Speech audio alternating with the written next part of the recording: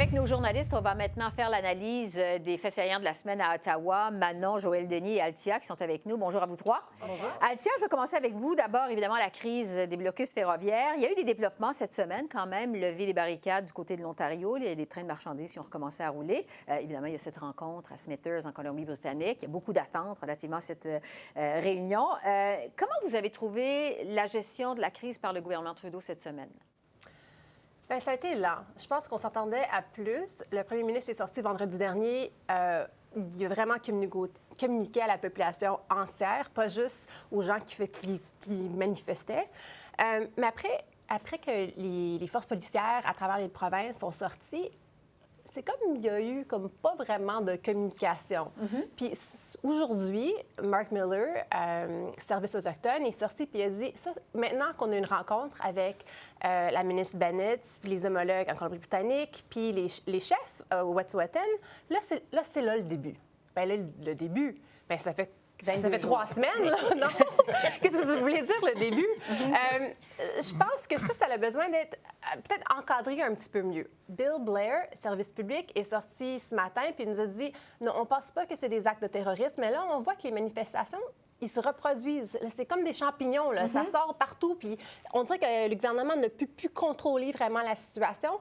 C'est très dangereux. Les gens qui sont près de Tyendinaga, qui ont essayé de mettre le feu après un train. Hyper dangereux. Il aurait pu avoir du pétrole sur ce train-là. C'est dangereux pour les gens qui travaillent. Le train, les gens qui mettent leur propre vie en danger, c'est épouvantable. Puis là, on a du gouvernement fédéral, on entend juste, bien, là, on commence à parler. Mais M. Garneau a dénoncé ces gestes-là. Oui. Très fortement. Il a très fortement. Il aurait dit de ne pas le faire. Mais à un moment donné, je pense que on le voit dans les sondages, le Parti conservateur commence à monter. Je pense qu'il y a une demande auprès de la population générale en disant mais est-ce que c'est des actes criminels, oui ou non? Puis si oui, où sont les arrestations? On sent que la population canadienne commence à s'impatienter. Joël Denis, est-ce que le gouvernement aurait pu être plus proactif encore cette semaine? En fait, le dilemme de M. Trudeau, c'est comme s'il y a deux options devant lui. Soit marcher sur un tapis de clous ou marcher sur un tapis de verre brisé. Donc, c'est pas nécessairement deux options très alléchantes. Tapis de clous, parce que s'il demande la force, l'effet multiplicateur, il est là. Les barricades se multiplient. Si il prône le dialogue, les gens s'impatientent, donc il y a aussi un effet négatif pour M. Trudeau. Donc, il n'est pas nécessairement devant une situation facile. Les choix ne sont pas évidents. Il mise sur le dialogue, mais quand il propose un dialogue, il n'y a personne de l'autre côté qui répond aux appels des ministres qui tentent d'établir ce dialogue. Donc, pour M. Trudeau, il est un peu dans une lose-lose situation, comme disent les Anglais, et ça fait en sorte que tout le monde critique M. Trudeau. Il se retrouve au cœur d'un grand problème auquel il n'y a pas nécessairement de solution facile. Parce que là, il y a quand même un début de dialogue avec cette rencontre. Oui. Et ça fait longtemps que le gouvernement le demande. Et, et je pense que la faiblesse de M. Trudeau, c'est dans sa capacité d'expliquer clairement la stratégie qu'il suit. Parce que on peut bien dire, le dialogue, mon Dieu, c'était l'équivalent de rien faire. Il faut qu'il y... Mais là, tout le monde dit, vous voyez, pour plus avoir de barricades, il faut qu'il y en ait un dialogue. Donc, tout le monde mise maintenant sur cette rencontre que finalement, le gouvernement a réussi à obtenir. Mais il faut se rendre compte qu'il y a aussi eu un travail de la Colombie-Britannique avec l'ancien député Nathan Collin qui a joué l'intermédiaire parce qu'il était député de cette région-là, il connaît les chefs héréditaires. Et ça, ce travail-là va commencer avant même qu'il y ait les arrestations de chefs héréditaires. Donc, ce travail-là, on ne le voyait pas pendant un grand bout de temps. On dit qu'il est en poste depuis la fin du mois de janvier, donc c'est un bout de temps qu'il est là. Donc, M. Trudeau était défavorisé par le fait qu'il y a tout un aspect de ce qui se faisait ne pouvait pas être sur la place publique. On l'a vu d'ailleurs avec cet accord CNCP pour livrer des marchandises essentielles. Donc, mais les gens veulent une solution rapide, ils veulent que ce soit M. Trudeau. M. Trudeau, ils l'ont répété, ils ne peuvent pas dire à la police quoi faire. M. Legault vient de s'en rendre compte lui-même. Parce qu'il y a la police, allez-y, mais la police, elle y va à son rythme, il ne peut pas les diriger. Je vais vous amener sur la déclaration de François Legault, le premier ministre du Québec. On sait que les blocus se poursuivent du côté de Ganawagé. Malgré une injonction du CP, la police n'intervient pas. M. Legault a dit mercredi, c'est parce qu'il y a des AK-47 sur le territoire. Les Mohawks sont en possession d'AK-47. Le chef Ghislain Picard, il y en a d'autres aussi qui ont dit M. Legault jette de l'huile sur le feu. Est-ce que Althia y aurait dû se taire? Mon opinion personnelle, Oui, probablement. Moi, je me souviens de Oka. Alors, j'imagine que M. Legault se souvient très bien de Oka aussi. Il l'a dit d'ailleurs, il dit « Je suis assez vieux pour me souvenir de Oka », effectivement. Puis, c'est évident, oui, il y a des armes à feu. Je ne sais pas s'il y en a des AK-47, mais la population elle-même nous a dit on n'est pas moins ou plus armés que n'importe quelle autre communauté à travers la province. Sauf, par contre, pour l'instant, les forces policières veulent essayer de baisser la température, puis le premier ministre vient de l'augmenter. Oui. Alors, est-ce que ça met la police dans une position qui est très précaire? Puis aussi, sur le territoire Mohawk, c'est les forces policières Mohawk qui sont supposées de régler la situation. Exactement. Mais je pense que l'intervention du premier ministre n'est pas bienvenue. Monsieur Legault est le premier ministre qui s'est montré le plus impatient parmi les chefs des premiers ministres provinciaux. Et il récolte un peu ce qu'il sème, parce qu'à la suite de ses propos, il y a des gens qui se sont braqués. Et je ne serais pas étonné de voir que les barricades qui sont en ce moment installées soient de nouveau fortifiées. Elles l'ont été hier, mais ça pourrait amener les Mohawks, qui est une population autochtone très, comment dirais-je, militante. Voilà, c'est un bon terme, merci Manon. Militante, qui n'a pas peur aux yeux, n'a pas peur de se mesurer au gouvernement. Et donc, monsieur Legault risque de goûter à sa propre médecine au cours des prochaines semaines. Rapidement là-dessus. Oui, moi, je trouve que M. Legault a vraiment été contre-productif parce que les chefs officiels là, de la Première Nation Mohawk tentent depuis au moins une semaine et demie de calmer le jeu. Il y a eu le chef des Peacekeepers près de Tenianga, en tout cas, qui lui avait demandé qu'il défasse les barricades. Je veux dire, là, il vient comme de braquer, comme le disait Joël, encore plus, les gens plus militants qui sont aux barricades. L'Alberta, ça a été une grosse semaine. Ça a mal commencé, d'ailleurs, avec l'abandon du projet de Teck Resources. Jason Kenney, furieux, dit que c'est la faute d'Ottawa. Althia, qu'est-ce que vous pensez de la réaction quand même assez forte de Jason Kenney? Qu'est-ce que vous en pensez? Complètement prévisible. M. Kenney a fait que le projet Frontier était devenu le symbole de la souffrance des Albertains, puis d'un nouveau monde qui s'étendait possiblement devant leurs yeux. Puis si le gouvernement avait dit oui à Teck mardi, il y aurait eu tellement de pression énorme sur Frontier pour commencer un projet qu'eux-mêmes disaient n'avait aucune viabilité financière, faisait pas de sens, puis... une des raisons, je crois, que Teck a décidé, pour l'instant, on abandonne le projet, on ne veut pas que le gouvernement se prononce, c'est à cause du symbolisme que Jason Kenney avait rendu ce projet. Moi, je vous dirais, Esther, ce genre de projet-là, c'est le premier d'une série, on en a vu d'autres d'ailleurs dans le passé, qui seront rejetés non seulement par les entreprises elles-mêmes, parce que c'est devenu trop coûteux pour exploiter les sables bitumineux, le prix du pétrole n'est pas bon, mais ce projet-là suscite beaucoup de grogne, de levée de boucliers, des groupes environnementaux et même des groupes autochtones. Certes, il y a eu des groupes autochtones qui étaient d'accord avec le projet, mais ailleurs, il y en a d'autres qui sont contre.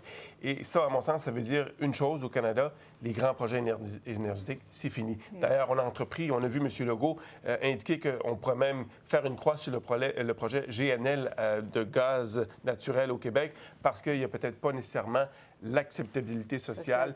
Il a entendu, il a vu ce qui se passe en Colombie-Britannique, il ne veut pas que ça se reproduise au Québec. Manon, M. Kenney ressort sa menace de référendum. Il veut des outils législatifs pour tenir un référendum. Est-ce qu'il joue avec le feu quand il parle comme ça de référendum sur la séparation de l'Alberta du reste du pays?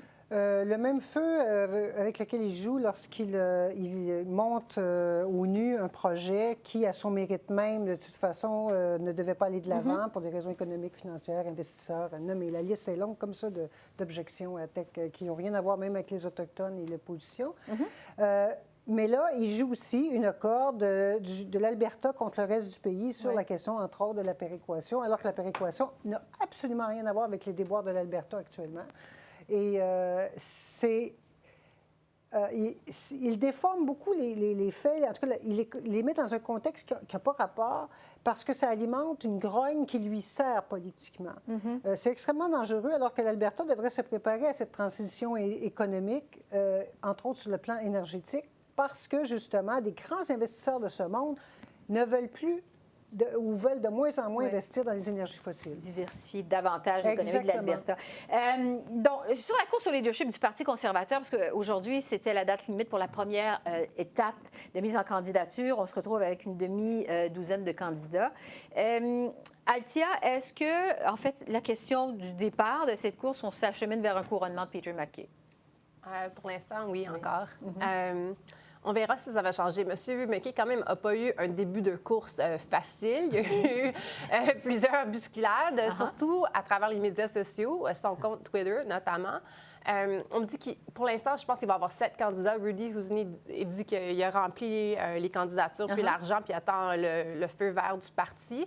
Il y a 2 candidats qui sont vraiment des personnes de front pour les conservateurs sociaux.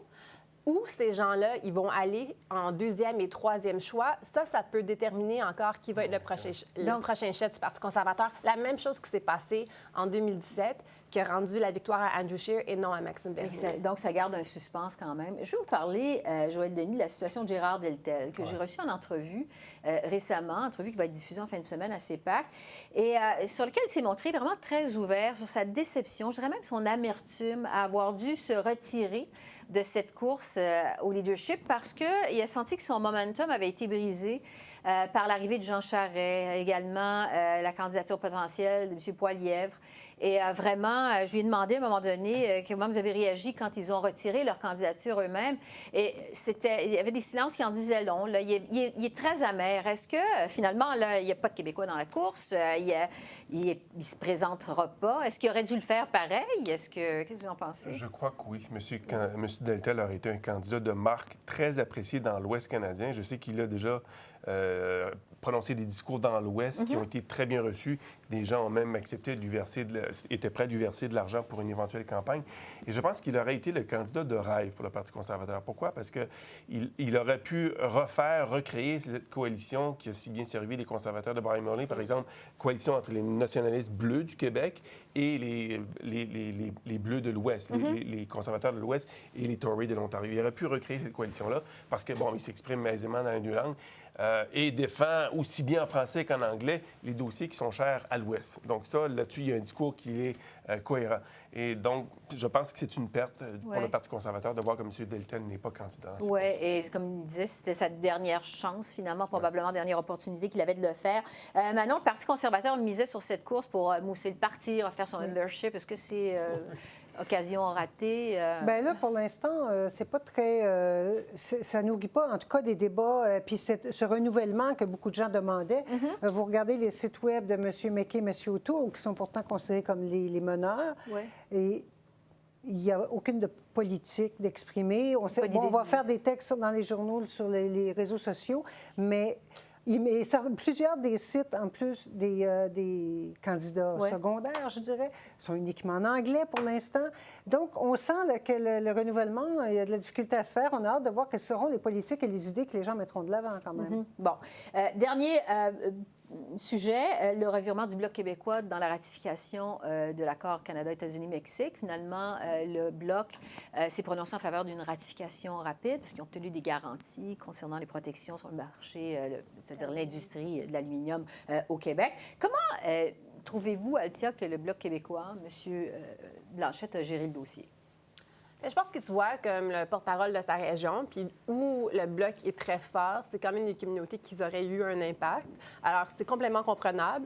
Toutefois, quand tous les premiers ministres du pays, du Canada, disent aux parlementaires « Et rangez-vous, passez ça super vite, on a besoin de ça », bien, comme politicien responsable, je pense qu'il faut écouter ce qui se passe à Québec aussi. Vous dirais, le Bloc québécois, M. Blanchette, m'impressionne beaucoup depuis le début de la session. Ils vont chercher des gains pour le Québec et pour la clientèle du Bloc québécois, mais aussi M. Blanchette est celui qui s'est comporté comme un véritable chef d'État depuis le début de la crise ferroviaire, proposant des solutions l'une après l'autre qui pourraient être retenues par le gouvernement. On ne sait-on jamais, parce que le dialogue, il est censé avoir un dialogue, là. Mais le Bloc, je pense, on se posait la question de la passée, qu'est-ce que ça donne, le Bloc québécois?